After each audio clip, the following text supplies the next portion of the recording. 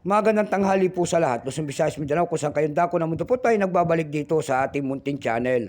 Samuel Soriano, TV29, para mag-discuss ulit ng another coins. At ito po ay ating hilig, mangulikta ng barya. Kaya ho tayo nandito nagsisiri ng kanilang mga halaga, ang aking mga koleksyon para malaman natin ang kanilang mga presyo. Magandang tanghali po sa lahat ng aking mga subscriber. Kung saan kayong dako na mundo po, keep safe po sa lahat and God bless.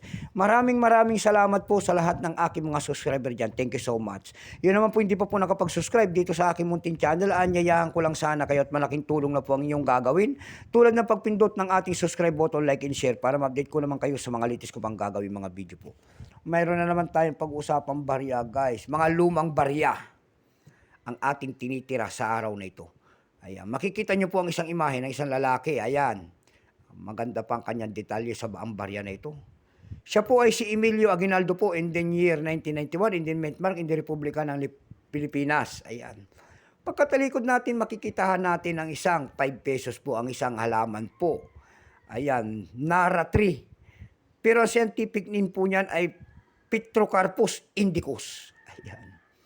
Ayan, tignan natin kung magkano ang kanyang presyo, kaya natin isinalang. Ayan. Pero bago tayo natin simulan na makita ang presyo, kilalanin mo muna natin siya. Issue po Philippines po, period Republic 1946 up to date po.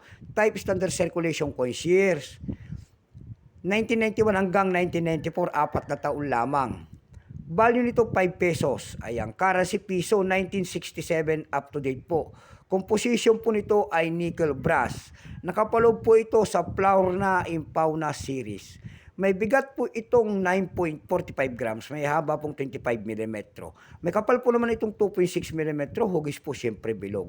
Orientation niyan ay middle alignment. Itinigil naman ang paggamit sa barya na ito noong January 2, 1998. Number N-3751. Reference number KM-259. Ito pong year 1999, ito po ay 63%. Wala pa pong may pakita ang ating Bangko Sentral kung ilang pirasong ginawa sa barya na ito. Pero may price na po ito doon sa ating numista.com, yung kanyang verified 39, extra fine 65. Almost uncirculated 65. Dako naman tayo sa kanyang presyo. Ayan, yung sa ating pinakahintay na main event. Ayan. Sa ebay.com, mayroon tayong nakita doon na nagbebenta nito ng $13.13. Mayroon na rin tayong nakita doon na $9. $9 po. Ayan. Sarado. Mayroon na rin tayong nakita doon ng $7.99. Mayroon na rin tayo nakita doon na pinakamababang nagbebenta doon ng $2.99. Sa Carousel PH naman tayo dumako.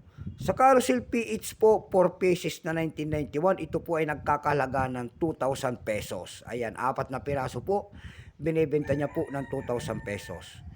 Ayan, mayroon naman tayo nakita doon na 100 pesos po. Ang seller po naman ay si Pat Curry. Ayan, yung binibenta niya po yung year 1991 niya doon ng 3,000 pesos. Yung pinakabalit po na bintahan doon sa Carousel, ito po ay nagkakahalaga po ng 50 pesos. Ayan lamang po ang aking may babahaging kanyang presyo, sagad na. So hanggang dito na lamang po, Luzon, Visayas, Mindanao, kung saan kayong dako na mundo po. Keep safe po sa lahat and God bless.